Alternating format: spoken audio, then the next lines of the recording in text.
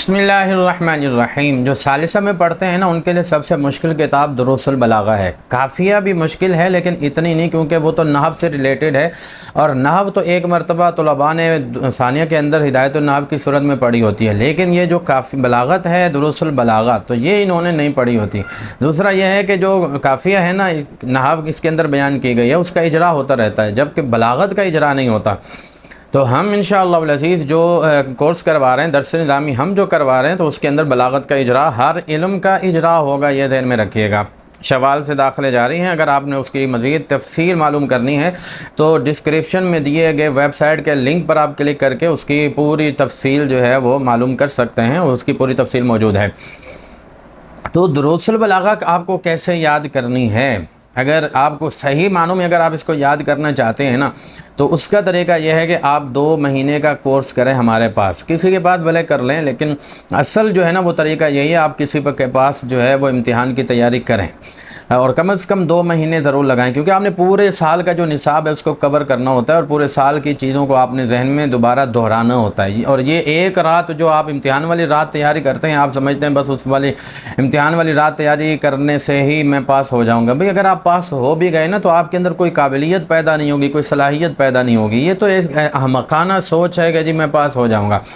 تو آپ کو وہ پیار میں محبت میں پاس کر تو دیتے ہیں، لیکن یہ آپ کا بیڑا غرق ہو رہا ہوتا ہے اور آپ کا ہی نقصان ہو رہا ہوتا ہے، جس کی آپ کو جو ہے نا وہ سمجھ نہیں آ رہی ہوتی، کیونکہ آپ ابھی بچے ہیں یا ابھی آپ چھوٹے ہیں۔ یہ جب آپ تدریس کریں گے نا، یا جب آپ مسند تدریس پر بیٹھیں گے تو اس وقت آپ کو پتہ چلے گا کہ ہمارے ساتھ ہوا کیا ہے۔ تو اس وجہ سے آپ جو ہے نا وہ جو سینئر حضرات ہیں، آپ کے اساتذہ ہیں، تو 20 سال مجھے ہو گئے پڑھاتے ہوئے، تو میں جو بات کر رہا ہوں اور اساتذہ جو بات کر رہے ہیں اس کو قدر دیں اور اس کو اہمیت دیں، اور یہ مت سمجھے کہ جی ہم پاس ہو جائیں گے۔ 2 مہینے لازمی آپ نے، اگر آپ نے صلاحیت پیدا کرنی ہے، قابلیت پیدا کرنی ہے، اگر آپ نے بھی طلباء کا بیڑا غرق کرنا ہے، اور فارغ التحصیل ہونے کے بعد آپ نے جناب والا مدرس بن کر طلباء کو نقصان ہی کرنا ہے اور نالائق طلباء ہی تیار کرنا ہے، ظاہر ہے جب استاد میں قابلیت صلاحیت نہیں ہوگی تو طلباء تو نالائق اور ناقابل پیدا ہوں گے ہی نا، باصلاحیت تو پیدا نہیں ہوں گے۔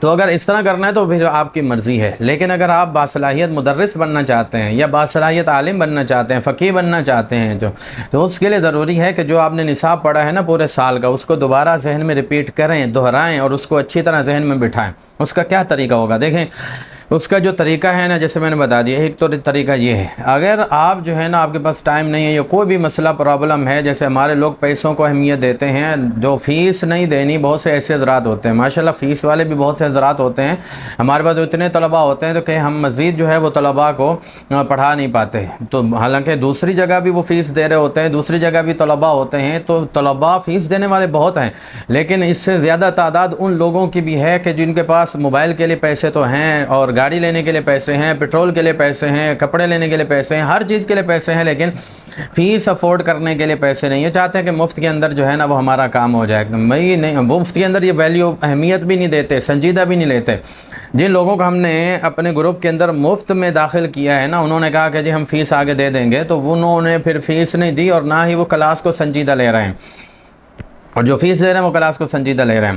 تو بھئی دیکھیں دروس البلاغہ کی آپ نے تیاری کیسے کرنی ہے، تو اس کا ایک طریقہ تو وہ ہے، دوسرا طریقہ جو ہے نا میں بتا دوں، لیکن اس طریقے سے کچھ نہ کچھ فائدہ آپ کو ہوگا، مکمل فائدہ آپ کو نہیں ہونا، اور وہ یہ ہے کہ آپ تیاری والی ویڈیو دیکھیں کہ دروس البلاغہ کی تیاری کیسے کرنی ہے، علم نحو کی تیاری کیسے کرنی ہے، قافیہ کی تیاری کیسے کرنی ہے، وہ آپ ویڈیو دیکھیں، اور وہ ویڈیو آپ کو اس چینل پر مل جائیں گی۔ میرے خیال میں دوسرے چینل پر اس طرح کا آپ کو مواد یا اس طرح کی آپ کو ویڈیو نہیں ملے گی۔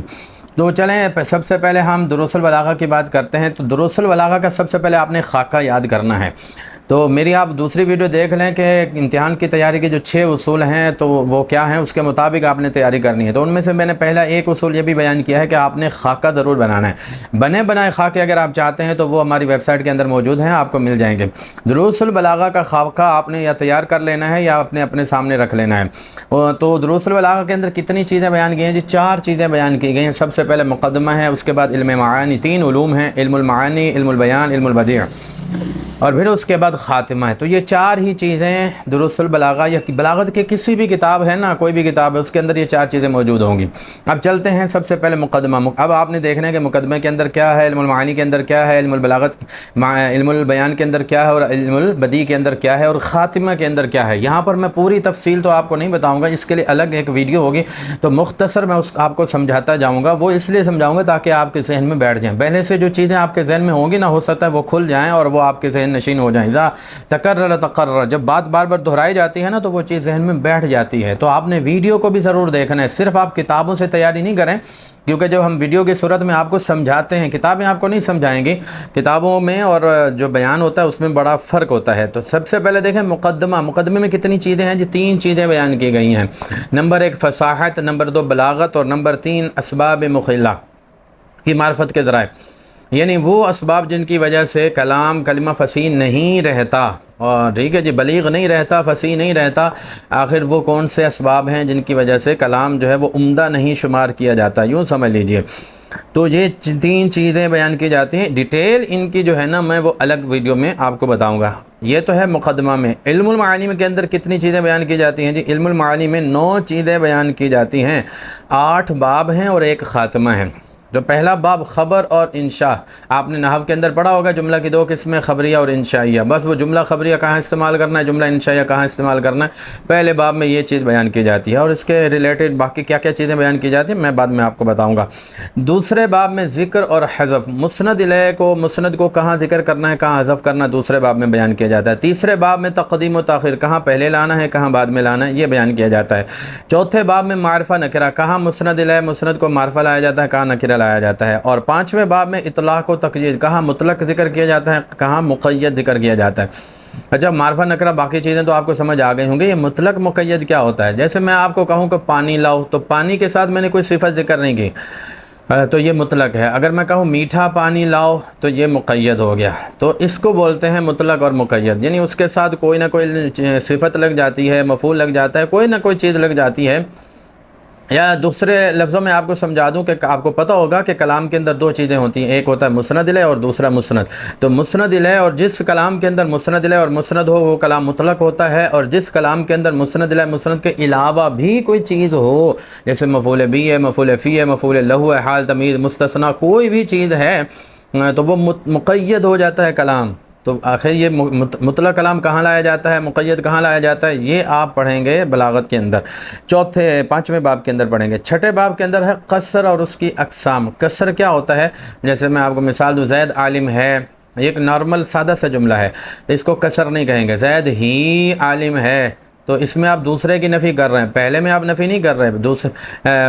اس کا زید عالم ہے، اس کا یہ مطلب نہیں ہے کہ زید کے علاوہ کوئی عالم نہیں ہے، لیکن جب آپ نے کہا نا زید ہی عالم ہے تو اس کا مطلب یہ ہوا کہ زید کے علاوہ کوئی عالم ہے ہی نہیں، اسی کو قصر کہتے ہیں، جس کے ساتھ ہی کا لفظ لگ جاتا ہے نا بس وہ قصر ہے۔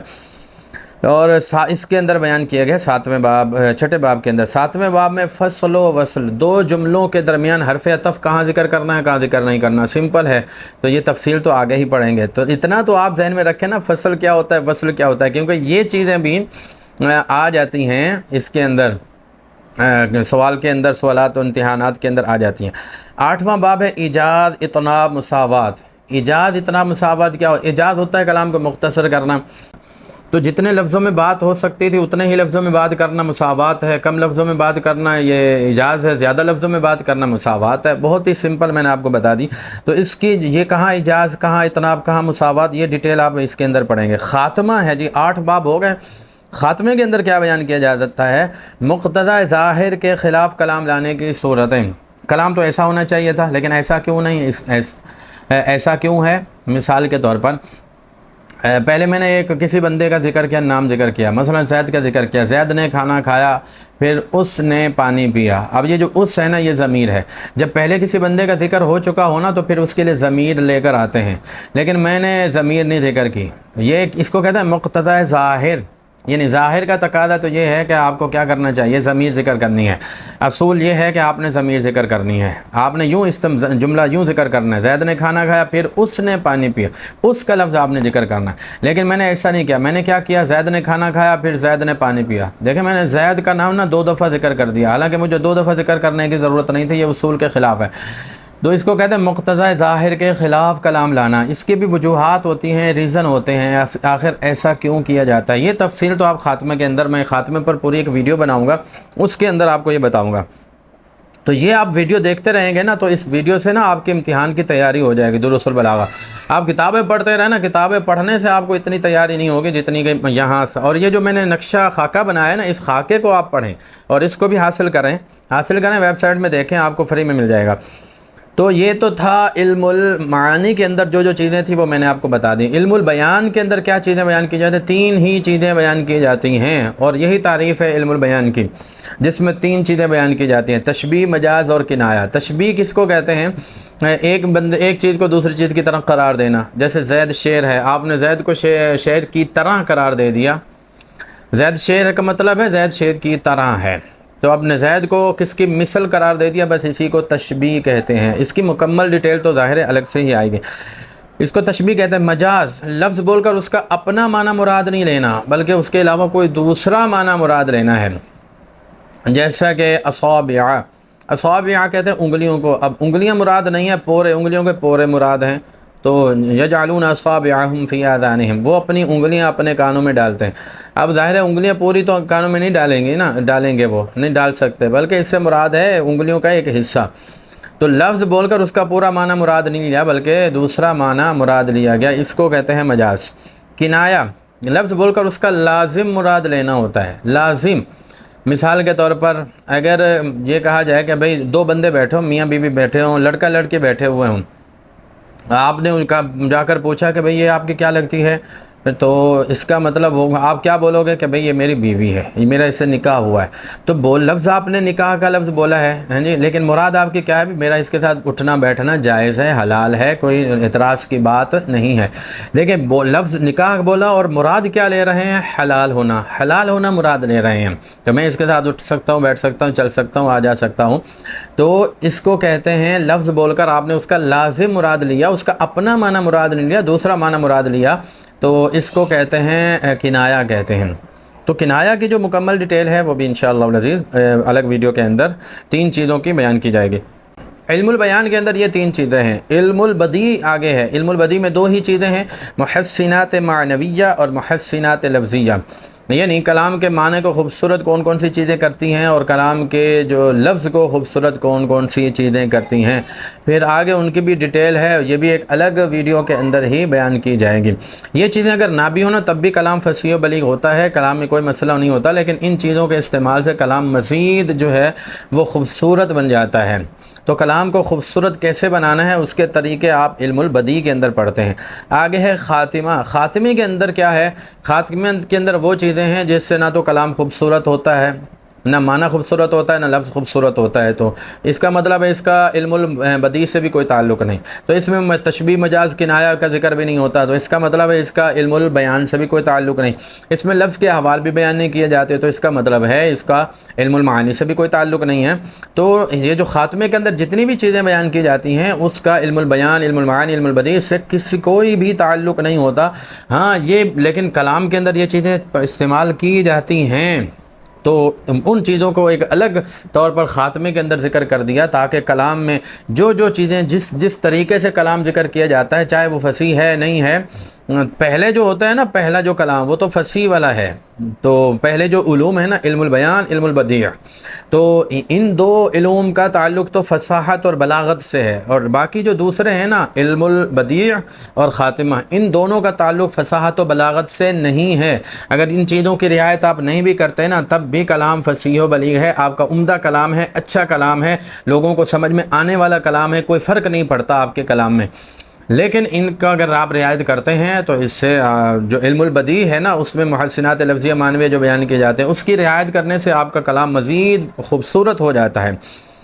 اور جو خاتمہ ہے اس کے اندر جو ہے وہ بہت سی چیزیں ایسی ہیں جن کو بیان کرنے سے کیا ہو جاتا ہے کہ آپ کے لیے بہت سی چیزیں سمجھنا آسان ہو جاتا ہے. ایسے باریک نقطے ہوتے ہیں، باریک اشارات ہوتے ہیں، تو ان کا جو تعلق ہوتا ہے وہ کلام کے ساتھ ہی ہوتا ہے، اس لیے ان کو الگ سے ذکر کر دیا۔ تو خاتمے کے اندر 9 چیزیں ہیں، تو یہ چیزیں ہیں۔ اب ان کی جو ڈیٹیل اور تفصیل ہے اگر میں یہاں پر بیان کروں گا تو ویڈیو بڑی لمبی ہو جائے گی، تو اس لیے میں ایک الگ الگ ویڈیو کے اندر جو ہے وہ آپ پلے لسٹ کے اندر نا اس کو دیکھ لیں گے۔ پلے لسٹ کے اندر یہ ساری چیزیں لکھی ہوئی ہوں گی۔ پہلے ہم جو ہے نا مقدمہ دیکھیں گے، اور پھر دوسری جو ویڈیو ہوگی علم البیان معانی پر ہوگی، 2 ویڈیو شاید ہو سکتے ہیں، تیسری ویڈیو علم البدیع پر ہوگی، اور اس میں بھی 3 ویڈیو ہو سکتی ہیں، اور چوتھی ویڈیو جو ہوگی محسنات علم البدیع پر ہوگی، اس میں بھی 2-3 ویڈیو ہو سکتی ہیں، اور پھر اس کے بعد جو خاتمہ پر ویڈیو ہوگی وہ شاید ایک ہی ہوگی۔ اس طرح یہ ویڈیو جو ہے وہ 8-10 ہوگی، تو اس کو آپ دورہ بلاغت بھی کہہ سکتے ہیں۔ تو دورہ بلاغت آپ نے ضرور کرنا ہے۔ اللہ تعالیٰ سے دعا ہے ہم سب کو دین متین کی سربلندی کے لیے منافع حاصل کرنے کی توفیق عطا فرمائے۔